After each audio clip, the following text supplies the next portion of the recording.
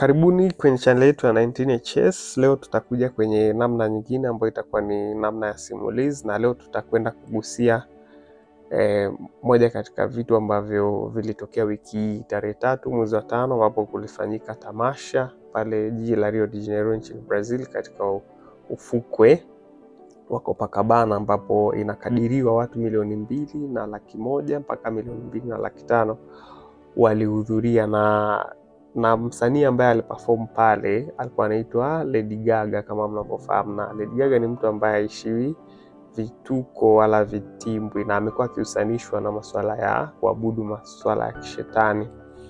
Na moja ya lengo la yeye kuperform katika tamasha hili ni kuipa promotion albamu yake mpya ambayo inaitwa Mayhem, ambapo pia inasemekana na serikali ya jiji la Rio de Janeiro ilitumia dola takriban milioni 100 kama sehemu ya kukuza utalii na kukuza matumizi ya wananchi wa kawaida.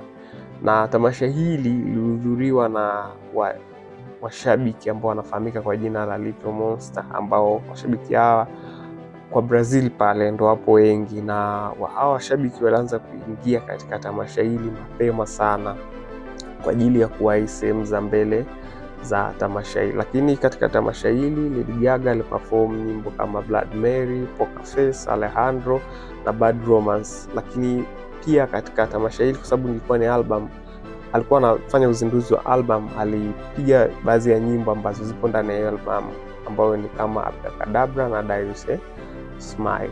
Lakini lengo la mimi kuzungumza podcast hii kwa njia ya simulizi ni kuna baadhi ya matukio ambayo yalitokea katika tamasha hili ambayo leo ningependa niyazungumzie, ambao tukio la kwanza ni tukio ambalo lilihusanisha mwanaume mmoja na kijana mmoja, ambao hawa wanaume walikuwa wanataka kufanya malipuzi katika tamasha hilo ambalo lilifanyika katika ufukwe huo wa Copacabana. Na watu hawa kwa nini walitaka kufanya mlipuko katika tamasha hili? Ni kwa sababu walikuwa wanapinga vitendo vya ushoga na usagaji ambavyo vilikuwa vinakuwa promoted katika tukio hili, ambapo katika tamasha hili alionekana mwanadada Lady Gaga akiwa na bendera ya upinde, ambayo mara zote ilikuwa ikitumika kwa ajili ya kusupport shughuli za LGBTQ. Na wanasema kwamba ile bendera maana yake ni kwamba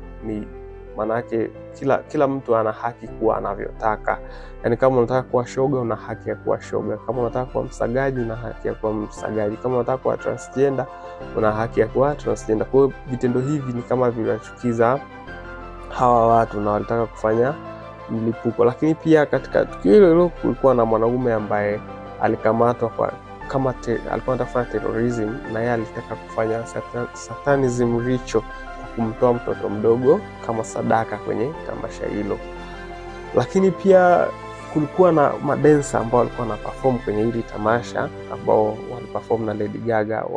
Hawa wanaume walikuwa wanacheza kama wanawake, na walikuwa ni kama wanaashiria vitendo vya hawa ni mashoga, kwa sababu hata the way walivyokuwa wamevaa, walivyokuwa wamepaka uso wao, wamepaka rangi, makeup, lakini pia lips zao walikuwa wamepaka lipstick. Kwa ukiangalia ni kwamba ni kama ilikuwa inaashiria wana support hayo masuala ya LGBTQ.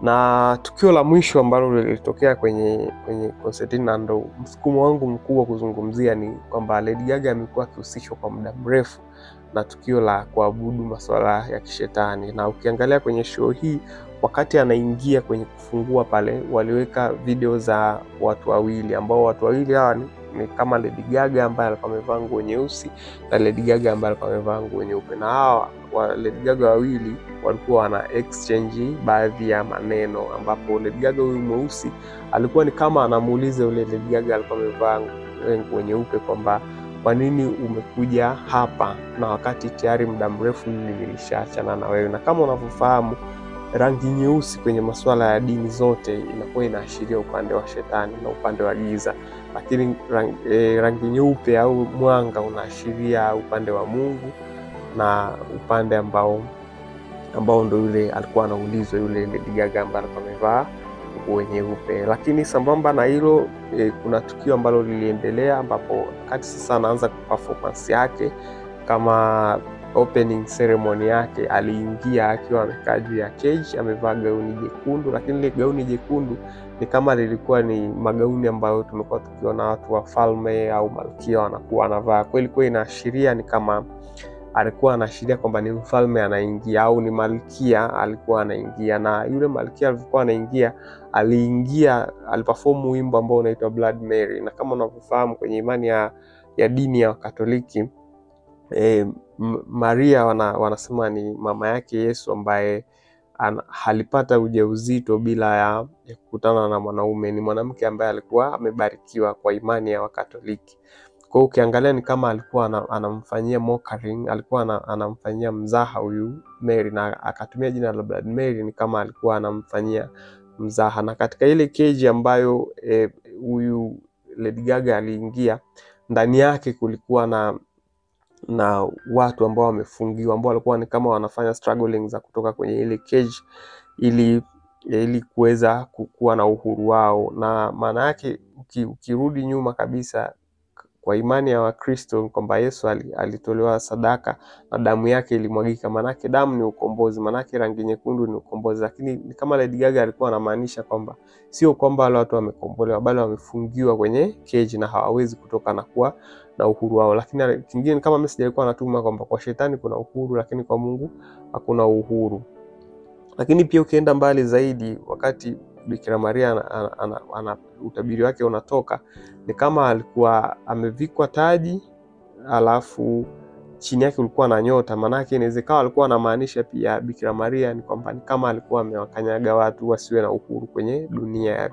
Maana yake kumwabudu Mungu ni kama kuabudu ni kama kujifungia na kukosa uhuru wako. Lakini tukienda mbele zaidi, baada ya hiyo open ceremony yake, ilionekana wakati anafanya performance ni kama kwenye stage kulikuwa na cycle ambayo imechorwa katika wimbo ambao aliperform, wimbo wa pili kama sio watatu, ulikuwa unaitwa poker. Na kama unafahamu poker ni mchezo ni kama draft, ni kamari ya draft, ambapo ile cycle ambayo amechora kwa imani ya dini za kale kama Ugiriki na watu ambao walikuwa wanaabudu katika miungu, ni kama unaita roho fulani kwa ajili ya kuja kuungana na wewe kwa wakati huo, labda kueleza shida zako na nini.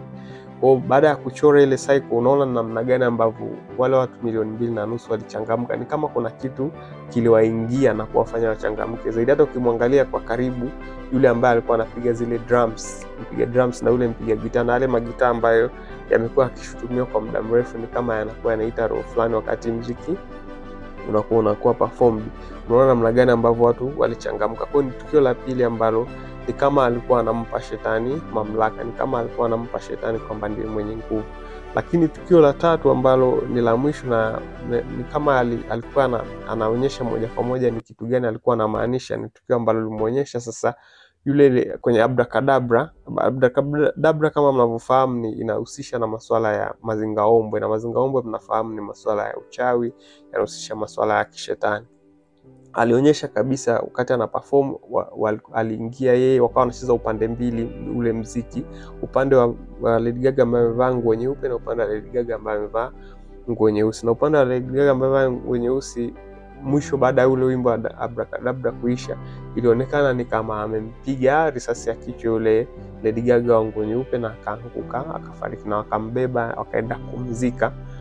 Kwa maana yake, kwa tafsiri ya hapo ni kwamba shetani ameshinda na Mungu ameshindwa. Maana rangi nyeusi ndio iloshinda na rangi nyeupe alienda kuzikwa. Lakini akaendelea mbele, kuishia hapo ilionekana ni kama wanalimokule tukio la baada ya siku 3 Yesu kufufuka baada ya kufa kwake.